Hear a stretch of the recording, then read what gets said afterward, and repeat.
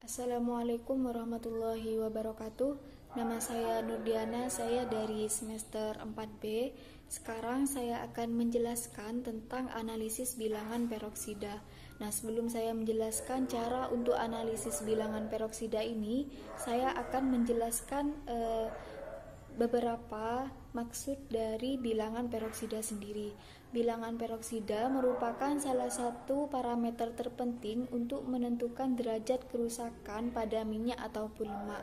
Hal ini dikarenakan minyak atau lemak adalah ester dari asam-asam lemak dan gliserol. Ikatan rangkap antara asam lemak yang membentuk ester dari minyak akan menghasilkan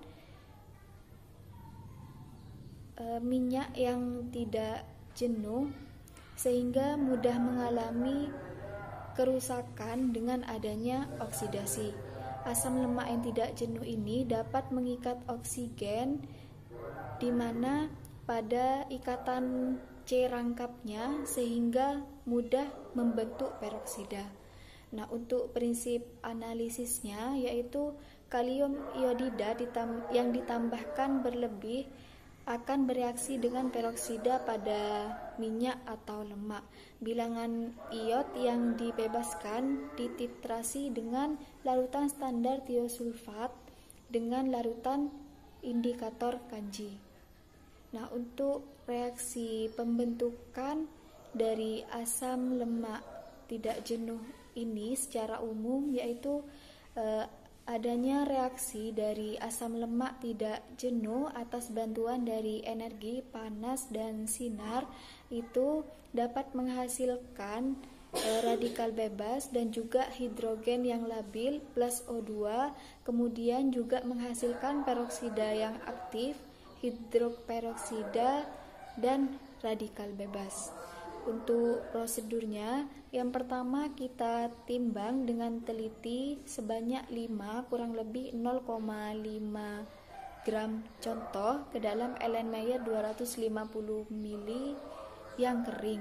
Kemudian ditambahkan sebanyak 50 ml asam asetat glasiol 50 ml asam asetat glasial isooktan.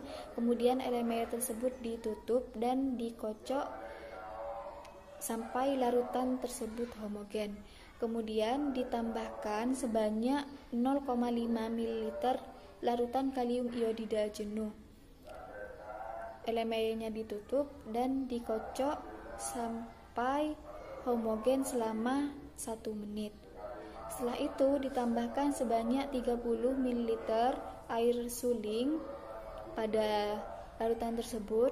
Kemudian Erlenmeyer ditutup dengan segera dan dikocok.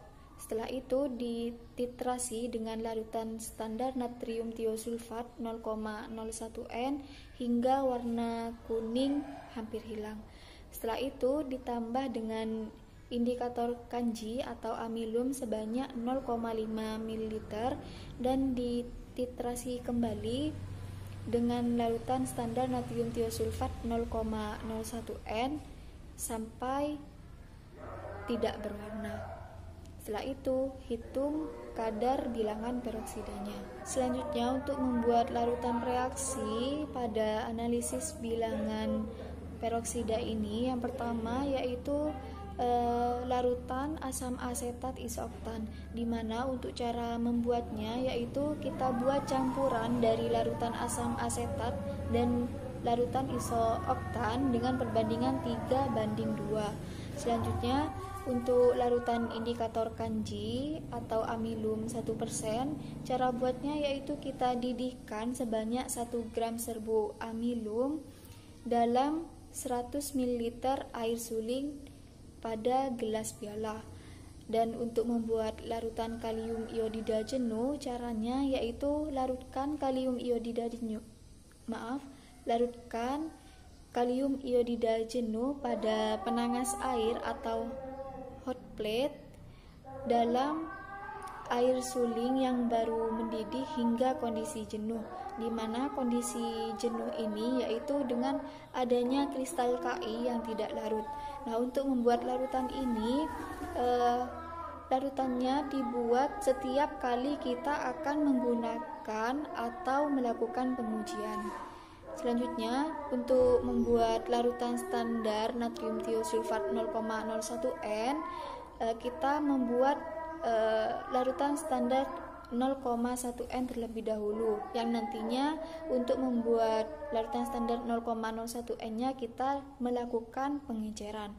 Cara membuat larutan natrium tiosulfat 0,1 N yaitu kita timbang sebanyak 24,9 gram natrium tiosulfat, lalu kita tambahkan dengan air suling yang bebas CO2 ke dalam gelas piala, lalu kita masukkan ke dalam labu ukur 1000 ml dan dietkan sampai tanda batas dengan air suling. Ini untuk membuat larutan natrium tiosulfat 0,1 N. Nah, selanjutnya setelah selesai kita buat larutan standar natrium tiosulfat 0,1 N, kita buat larutan standar natrium tiosulfat 0,01 N, yaitu dengan cara mengencerkan larutan natrium tiosulfat 0,1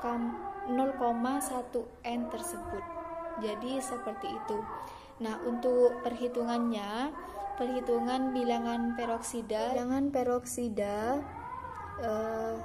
dalam satuan mili ekuivalen O2 per kilogram itu sama dengan 1000 dikali N, normalitas dari natrium tiosulfat, dikali dengan fenol. Fenol di sini yaitu volume titran dari natrium tiosulfat 0,01 N yang diperlukan pada sampel, dikurangi dengan V1, di mana V1 ini volume natrium tiosulfat 0,01 N yang diperlukan pada belangko, dibagi dengan W, berat sampel dalam satuan gram.